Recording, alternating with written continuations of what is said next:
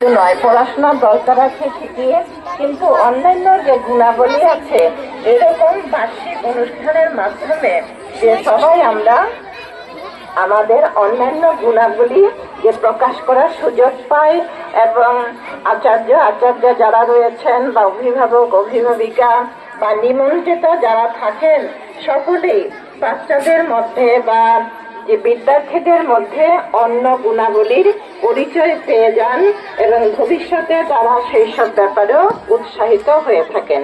তাই ছোটবেলা থেকেই শরীর গঠন করতে হবে। বাবা মায়েদের এ ব্যাপারে লক্ষ্য রাখতে লাগবে।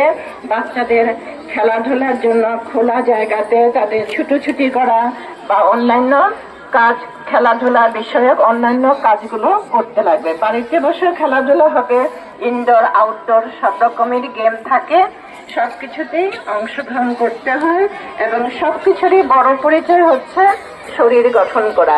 ছোটবেলা থেকে যদি এই কাজগুলো করা না যায় তাহলে বড় হয়ে কিন্তু সেগুলো অসুবিধার মুখে পড়তে হয়। তাই খেলাধুলা করবো আমরা, এই বিষয়ে কোনো কথা নেই। আর বার্ষিক উৎসবে সবাই আমরা একটা আনন্দমুখর পরিবেশে সমবেত হয়েছে, সবাই এখানে আমরা অংশগ্রহণ করে আনন্দিত হব। এতটুকু বলে বক্তব্য শেষ করছি এবং এখন একটা শপথ বাক্য আমাদের পাঠ করতে হবে।